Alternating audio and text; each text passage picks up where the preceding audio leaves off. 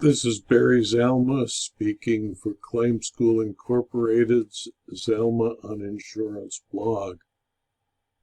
Today I'd like to talk about why the state of Washington's Supreme Court decided it was okay as a matter of public policy to rewrite a CGL freely entered into by an insurer and its insured.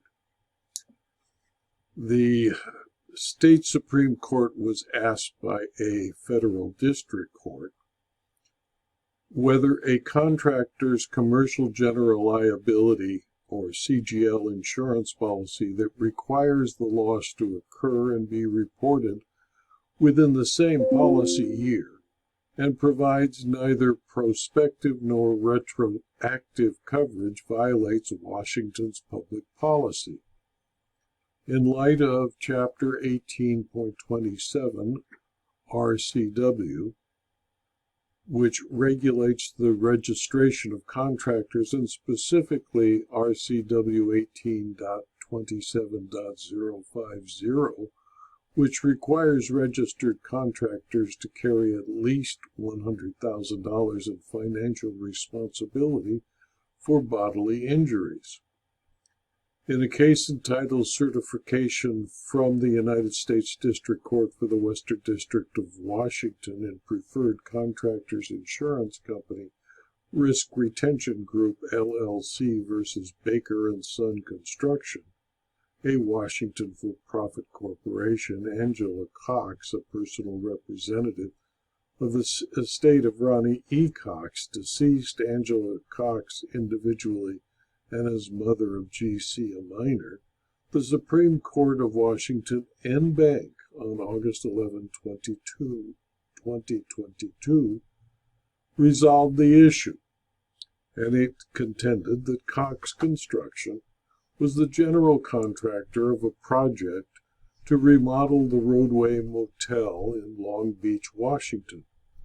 Cox hired Baker & Son Construction, Inc. as a subcontractor, and on October 31, 2019, a Baker employee allegedly caused a 2x4 to fall from a railing and strike Ronnie Cox, the owner of Cox Construction, in the head.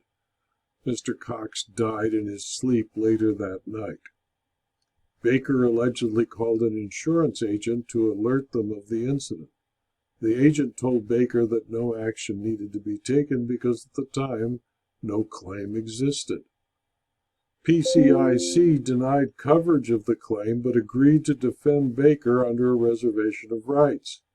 PCIC later denied coverage for several reasons, but the reason relevant to the certified question involved the claims-made nature of the policy and the timing of Baker's tender of Ms. Cox's claim. There were two common types of CGL policies. They're called occurrence policies and claims-made policies. Generally, liability attaches in occurrence policies when an insured event happens during the policy period. On the other hand, liability usually attaches in a claims-made policy when the claim is reported to the insurer within the policy period. PCIC had issued two CGL policies to Baker. These were claims-made policies. However, the insuring agreement provided coverage with language similar to an occurrence policy.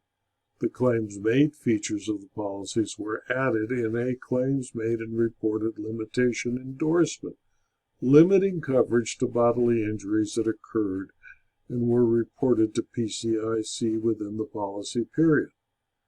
These endorsements also provided there was no continuous coverage between policies that were removed, limiting each policy period to 1 year.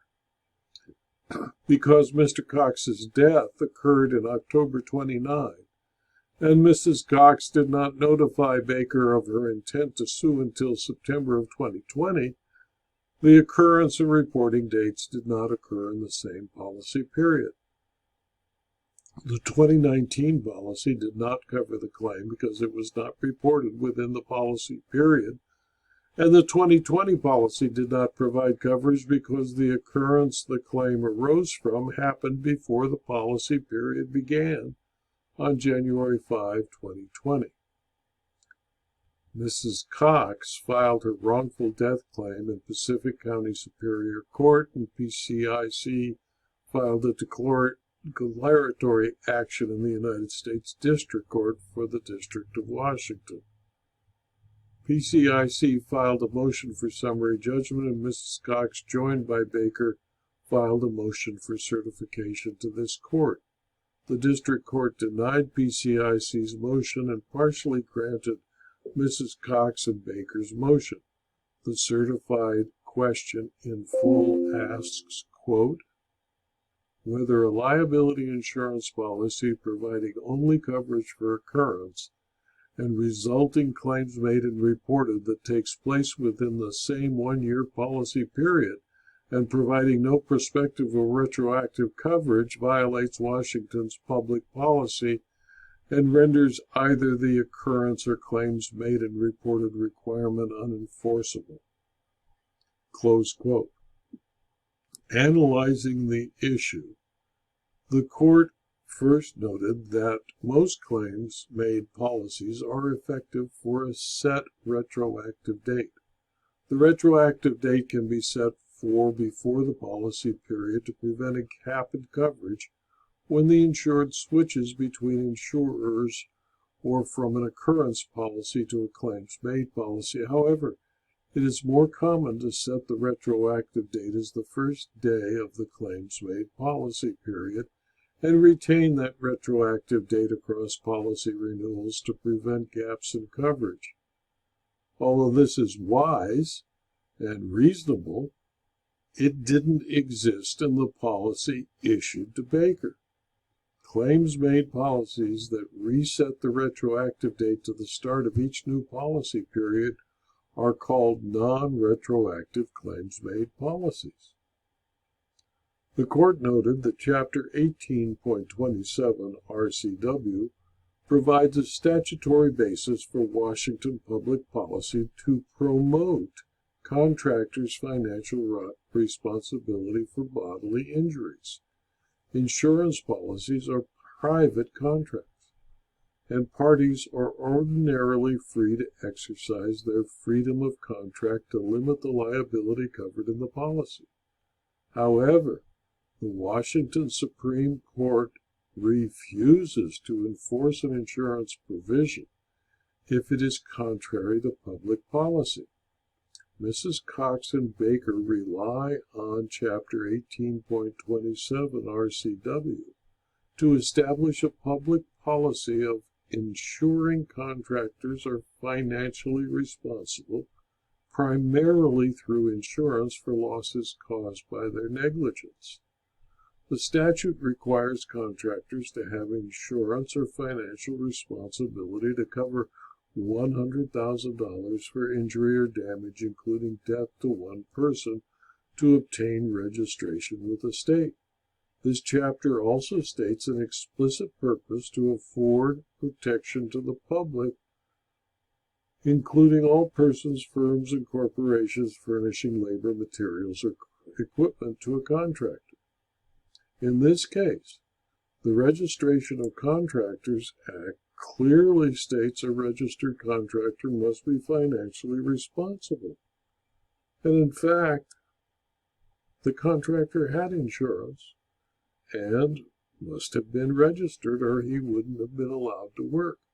Most contractors by statute are required to secure insurance to comply with the registration requirements. As a result, these statutes articulate a public policy that contractors must provide financial compensation, preferably in the form of insurance, to members of the public. Mrs. Cox is alleging wrongful death, so it's irrelevant that Mr. Cox and Baker were in privity with each other because the negligence claim is not covered by the bond provisions that they encountered. Because Chapter 18.27 RCW has, at least to the Supreme Court, a public policy, holding contractors financially responsible to members of the public, the Supreme Court was called upon to determine if the insurance provision at issue violated the policy. And it concluded that non-retroactive claims-made policies that provide no prospective or retroactive cover violate that public policy. And having established that Washington has a public policy requiring contractors to be financially responsible to members of the public injured by their negligence, claims-made policies, while fundamentally different from traditional occurrence policies, generally do not violate public policy. The Supreme Court claimed it was mindful that parties to insurance contracts generally should have the freedom to contract, but when the legislature orders contractors to bear financial responsibility for the injuries their negligence may cause and dictates insurance as the preferable means of providing that service, the provisions that render coverage so narrow it becomes illusory to the Washington Supreme Court. RCW 18.27.050 does not require insurers to issue occurrence policies or provide retroactive coverage to contractors switching from an occurrence to a claims-made policy. Insurers should not issue policies that essentially cause contractors to default on their statutorily mandated responsibility. The insurance policies PCIC issued to Baker failed to provide prospective or retroactive coverage and create limited one-year windows for claims to occur. Therefore, the Supreme Court answered the certified question in the affirmative.